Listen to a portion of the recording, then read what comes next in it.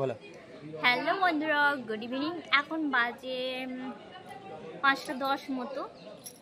তো এখন থেকে ব্লগটা আবার শুরু করলাম। তো ভাবলাম এখন থেকে ব্লগটা শুরু করি, তাহলে তোমাদেরকে এতটা বোর লাগবে না। আর আমরা কি দেখতে পাচ্ছ কোথায় আছি এখন? স্টেশনে আমরা যাচ্ছি ত্রিশানের কাছে।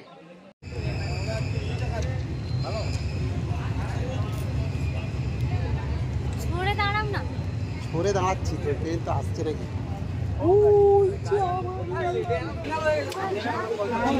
প্রচন্ড ট্রেনের ভিড়। মনে হচ্ছে খড়গপুর পর্যন্ত দাঁড়িয়ে দাঁড়িয়ে যেতে হবে, কোনো করার নেই। একদম হাউসফুল হয়ে আছে।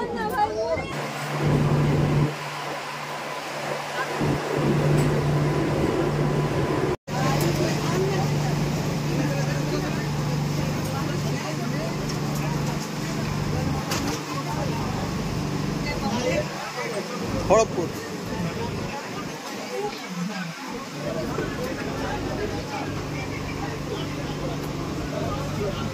আরে নামতে দিন, নামতে দিন, নামতে দিন। আরে নামতে দিন, নামতে দিন। হাত ভাঙা আছে আমার। হায় হায়, কি অবস্থা। তো প্রতিমা নেমে গেছে, আমি নামতে পারিনি। এটা লোকাল তো না? হ্যাঁ লোকাল। মানে হাওড়া দাঁড়াবে না? এটা শ্যামচোকে দাঁড়ায়নি তো? হ্যাঁ বলছে আমি কিছু নিই নি, আমি পারি না, তার জন্য নিই না। তোমাদের চাইলাম, তুমি দিলানি, কি করবো? চলো সে মাঝখানে থেকে সেই দিকে চলো। পুরো ট্রেন ফাঁকা, ফাঁকা মাঠে গোল দিব এখন আমরা। তো এই ফাঁকা ট্রেনে ভাবছি এখন কিছুগুলো রিলস বানাবো। চলো আমরা ঝটপট ধরে রিলস বানিয়ে নিই। হ্যাঁ কি বলছো? আর ওই লোকালটাতে আমরা এলাম এক্ষুনি। এইটা হচ্ছে শ্যামচকের পরের স্টপেজে ধরবে। খড়গপুর থেকে ডাইরেক্ট বালিচক। তো তার আগের স্টপেজ হচ্ছে শ্যামচক। শ্যামচকে ধরবে না। যদি ধরতো তাহলে আমরা ওই লোকালে চলে যেতাম। ওইটা ঝাড়গ্রাম থেকে এলো।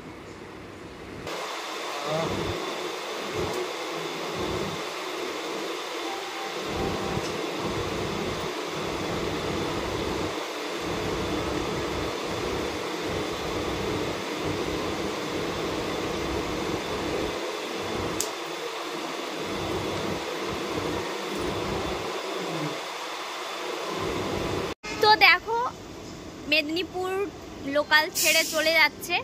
আর আমরা ভাবলাম আগে হয়তো খড়গপুর লোকালটা ছাড়বে, তারপরে পেছনে হয়তো মেদিনীপুরটা যাবে। তা না, ও তা দেখি আগে মেদিনীপুরটা ছাড়ছে, তারপরে খড়গপুরটা হয়তো ছাড়বে। দেখো ওই যে চলে যাচ্ছে মেদিনীপুর লোকাল, আর এখন আমরা দাঁড়িয়ে আছি। কেমন করে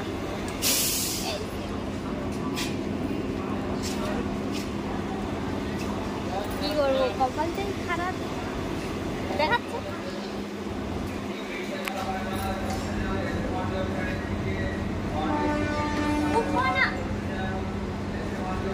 তো যাই হোক, অনেকটা পরে আমাদের ট্রেন এখন ছেড়েছে। এখন বাজে তোমার 7:13 মতো। তো তোমাদেরকে তো দেখালাম আগে মেদিনীপুর লোকালটা চলে গেল। আমরা ভাবলাম যে আগে খড়গপুর লোকালটা ছাড়বে, তারপর হয়তো মেদিনীপুর লোকালটা যাবে। ভগবান না, আগে হচ্ছে মেদিনীপুর লোকালটা গেল, তারপরে এই যে এখন নড়ে নড়ে যাচ্ছে খড়গপুর লোকালটা।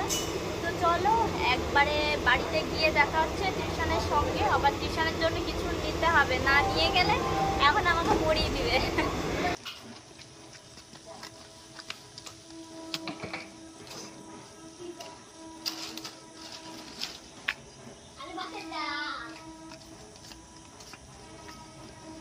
বাজে বলবে হ্যাঁ না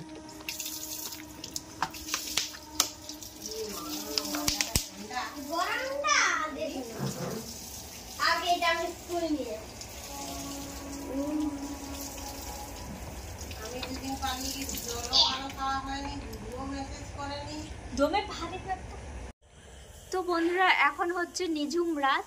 আর এখন আর ভিডিওটা কন্টিনিউ করছি না, ভিডিওটা এখানেই অফ করছি। তো কালকে সকালে দেখা হচ্ছে। Good night. Morning. Good morning বল। Good morning.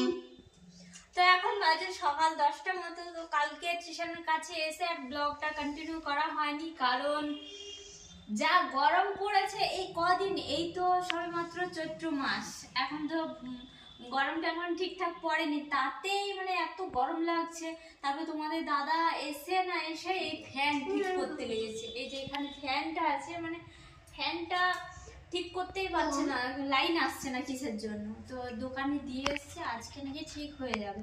তো ফ্যান নিয়ে মানে ঘর মানে স্টেশনের কাছে এসে ফ্যান ঠিক করতে বসেছিল। মানে এরা ছিল এতদিন ধরে এখানে আছে, ফ্যানের কোনো ব্যবস্থা নেই, ফ্যানটা খারাপ ছিল, তাই ওটাই এসে আমি ঠিকঠাক করার চেষ্টা করছিলাম। তো লাস্ট পর্যন্ত রাত্রেবেলায় কোনো মতো ঠিক করা গেল না, দিয়ে মিস্ত্রি এসে নিয়ে গেছে, নাকি আজকে ঠিক করে দিয়ে যাবে এই ব্যাপার। তো যাই হোক, আর অনেক চিন্তা ভাবনা করলাম যে ভুবনেশ্বর যাবো, ডাক্তারবাবু বলেছিলেন যে 1 মাস পরে চেক আপে যাওয়ার জন্য, কিন্তু সামনে বিয়ে বাড়ি, এই কারণে যাচ্ছি না। হাতে সময় খুব কম, মাঝখানে শুধু একটা সপ্তাহ যাবে, পরের সপ্তাহে বিয়ে বাড়ি। আর এখনো অনেক কেনাকাটাও বাকি রয়েছে, আজকে আবার বেরোতে হবে কেনাকাটা করার জন্য। আর ওখানে আবার আর এখন আমি পর্যন্ত স্নান করিনি, এই যে আর কাপড় জামা ডুবিয়ে রেখেছি। ভাবলাম বোন বলছে আগে খেয়ে নাও, তারপর কাছাকাছি করবে। বোন সকালে আলু ভেজেছিল, মুড়ি খেলাম, মিষ্টি মুড়ি, আলু ভাজা, টমেটো দিয়ে। এবার কাছাকাছি করবো, স্নান করবো। বোন ভাত বসিয়ে দিয়েছে। তো চলো আমি ততক্ষণকে স্নান টান করে নিই। আর তুমি কোথায় যাবে? যে ব্যাংকে না? আমি একটু ব্যাংকে যাবো। ঠিক আছে, খাও পেঁপে খাও। আমি খাবো না। বাবা তুমি ও খাবে না। দেখো কি আছে বাজে সব খাচ্ছে। এইসব খাচ্ছে, ভালো জিনিস তো খাবে না ও। এগুলো খেলে আবার এই যে পেটে যন্ত্রণা হবে। না না তুমি খাও, আমি স্নান নেই খাবো খাবো। বোন রান্না করেছে ডাল ভাত, এই যে খেয়ে দিয়ে এখন যাবো একটু ব্যাংকে। আমার যেতে ইচ্ছে করছে না এত রোদে। আর শুধু ডালটা করেছে আর উচ্ছা ভাজাটা করেছে, তো আমি তো উচ্ছা ভাজা খাইনি। তো এই জন্য বোনকে বললাম ডাল ভাত দিয়ে দাও, ডাল ভাত আর এই যে কাসুন্দি। তো এখনো হয়নি তরকারি। আলু পটলের তরকারি হবে, আলু পটলের তরকারি বোন করছে, আমি এগুলো খেয়ে যাবো। আর কৃষণবাবু বলছে মা আমাকেও খেতে পেয়েছে। ভাবলাম আর তোকেও 2 গাল খাইয়ে দিই, আমিও খেয়ে যাবো। একটু যেতে মন করছে না, এত রোদ, রোদটা দেখেই আমার ভয় করছে। শুয়ে থাকো। শুয়ে থাকোই তো। তুমি তাহলে একা যাও, আমাকে সঙ্গে করে নিয়ে যাচ্ছ। আমার সত্যি কথা বলতে যেতে ইচ্ছা করছে না। এরকম করে দেখছো কেন? এই মাত্র ব্যাংকে এসছে। এখন লাঞ্চের টাইম, কটা বাজে? 2:10-15 বাজে। তো এই যে এখানে বসে আছে, দেখি খেতে গেছে, লাঞ্চ করতে গেছে। তো দেখি এখানটায় বসে একটু ওয়েট করি।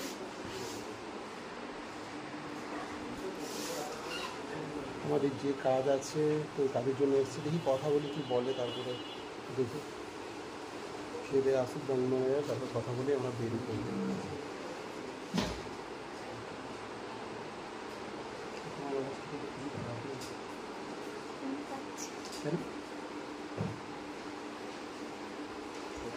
ঘুম পাচ্ছে।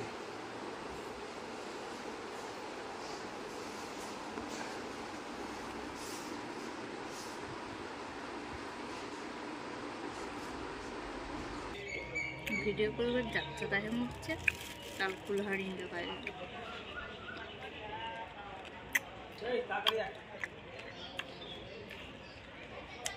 তো ব্যাংকে যে কাজের জন্য এসেছিলাম আমরা, সে কাজ হলো না। অনেক কিছু প্রবলেম আছে আমার অ্যাকাউন্টটাতে, ফর্ম নিয়েছি, এগুলো সলভ করতে হবে। আর চুপচাপ এসে ওভারব্রিজের উপরে বসেছি, ট্রেন কখন আছে জানি না। আর বসে বসে পেয়ারা খাচ্ছি, পেয়ারা মাখা। কেমন লাগছে সেটা?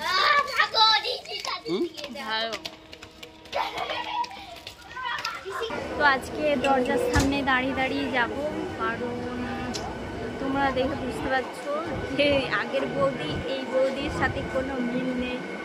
তো বদনটা এমন হয়েছে কি বলবো, এই তোমার দাদাভাইকে নিয়ে নিয়ে আমাকে স্কুটি এখান ওখান যে আমার অবস্থা এত বাজে হয়েছে। আমি ভাবছি আজকে চোরের মতো যাচ্ছি, দেখো লুকিয়ে যাচ্ছি, চোর হয়ে গেছে।